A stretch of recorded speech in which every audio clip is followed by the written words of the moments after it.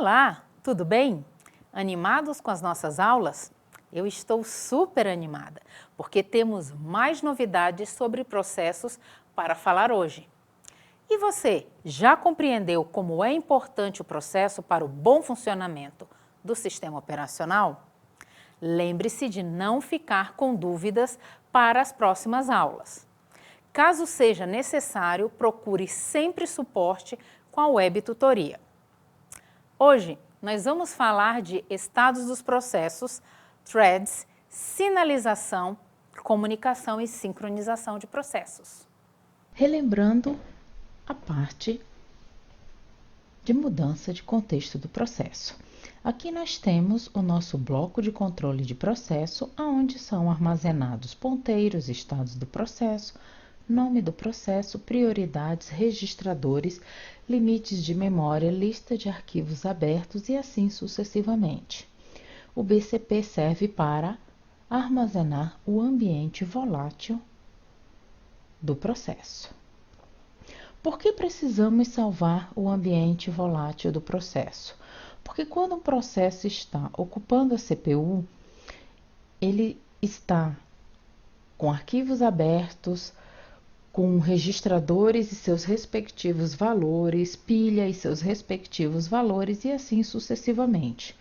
No momento que ele para de usar a CPU, é necessário salvar o contexto dele para que da próxima vez que ele vai executar, ele execute exatamente da onde parou. E para isso nós temos que restaurar o ambiente volátil, deixando assim a imagem do processo como ele estava antes de parar. Vamos falar agora de estados dos processos. Os estados dos processos mostram qual é a situação em que o processo se encontra naquele momento. Dependendo da bibliografia utilizada, você pode ter diferentes estados. Alguns representam 5 estados, que são criação, pronto, executando, bloqueado e finalizado. Outros trabalham apenas com os estados pronto, rodando e bloqueado. Nós vamos discutir a forma mais detalhada, ou seja, com os 5 estados. Vamos falar agora de estados dos processos. Um processo, logo que ele é inicializado, no momento em que o sistema operacional está alocando todos os recursos necessários para ele, criando identificador, reservando área de memória, etc., este processo está no estado de novo ou criando. Quando esse processo ficar pronto, ou seja, todos os recursos forem alocados, ele vai para o estado de pronto. Processos no estado de pronto são aqueles que estão prontos para rodar. Só não executaram ainda porque estão aguardando a liberação da CPU. Um processo no estado de pronto, ele pode ir para o estado de rodando ou executando. Neste caso, efetivamente, o processo está ocupando a CPU. Um processo do estado de rodando, ele pode voltar para o estado de pronto. Isso acontece quando, por exemplo, estamos utilizando o algoritmo de tempo compartilhado e acabou o tempo do processo utilizar a CPU. De rodando, ele também pode ir para o estado de bloqueado.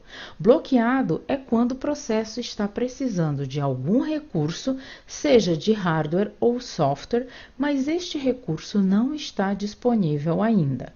Ele fica no estado de bloqueado até que o recurso seja liberado e assim ele possa continuar sua execução. Do estado de bloqueado,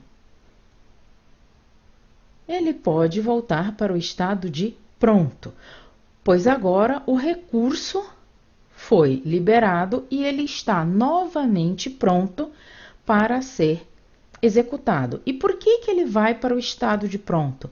Porque somente processos que estão prontos podem ocupar a CPU. De rodando, ele também pode ir para o estado de terminando ou finalizando.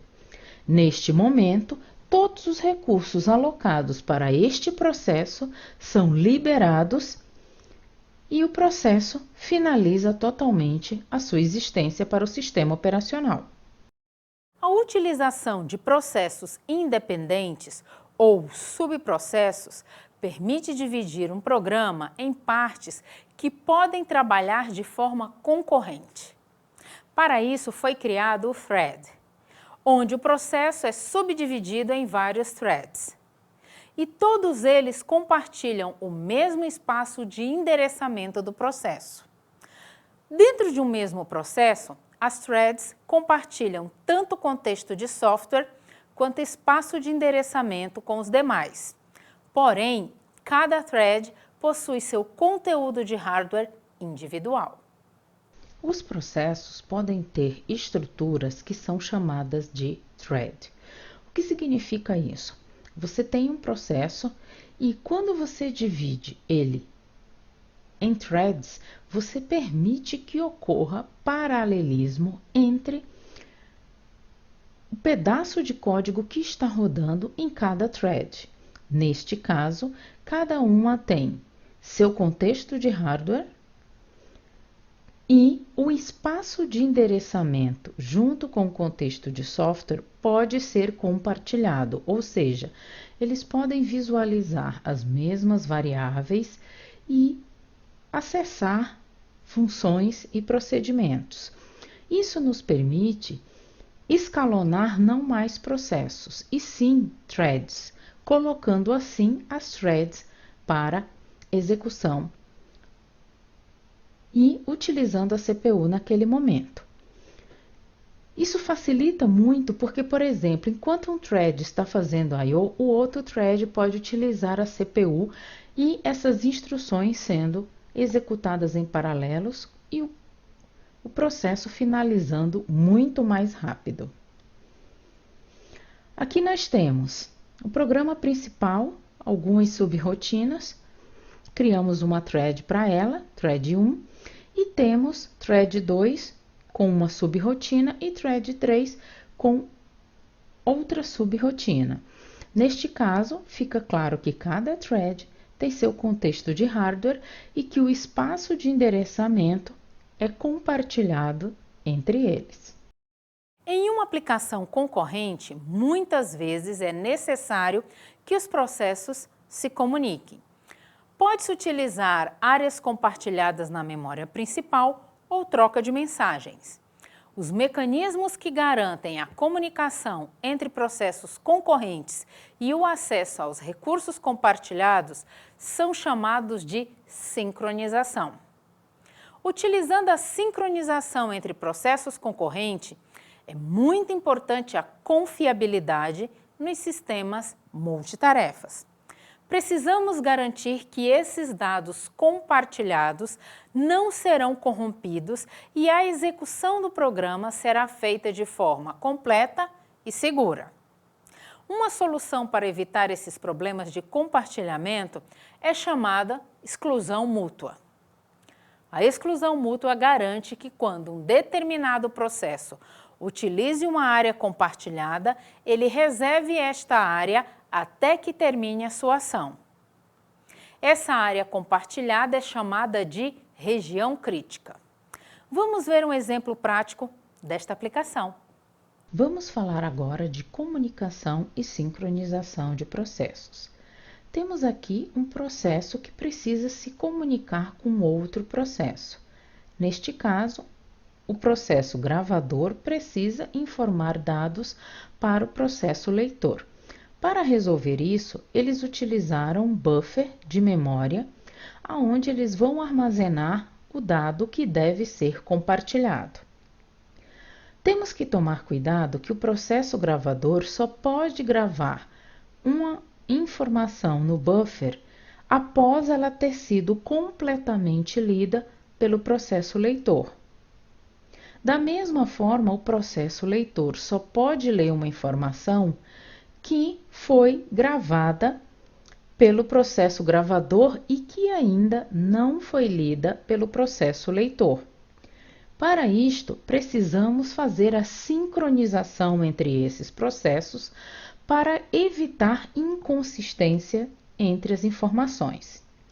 Neste caso, o nosso buffer, onde o dado é armazenado, é um dado que é região crítica. E o que é a região crítica? É aquela parte, seja de hardware ou de software, que exige exclusão mútua. E o que é exclusão mútua? Um processo só pode acessar aquela região crítica se outro processo não estiver utilizando no momento. Se um processo já estiver utilizando no momento, por exemplo, é o caso que o processo vai para o estado de bloqueado até que o recurso seja liberado. Isso faz parte de comunicação e sincronização de processos. Nós aprendemos hoje conceitos muito importantes na utilização de processos, comunicação e sincronização. Os conceitos inicialmente parecem complexos, mas na verdade você não vai programar estes conceitos. Eles já existem e já foram programados por outras pessoas. Você só precisa compreender a finalidade e entender como ele funciona. Assim você saberá a aplicação destes conceitos no sistema operacional. É importante que você saiba que eles existem e como são aplicados na prática, seja dos sistemas mais simples aos mais complexos. Se você tiver alguma dúvida sobre esta aula, não se esqueça de pesquisar no livro-texto, na internet e principalmente com a web tutoria. Utilize todos os recursos que estão ao seu alcance e não vá com dúvida para as próximas aulas. Te vejo no próximo desafio.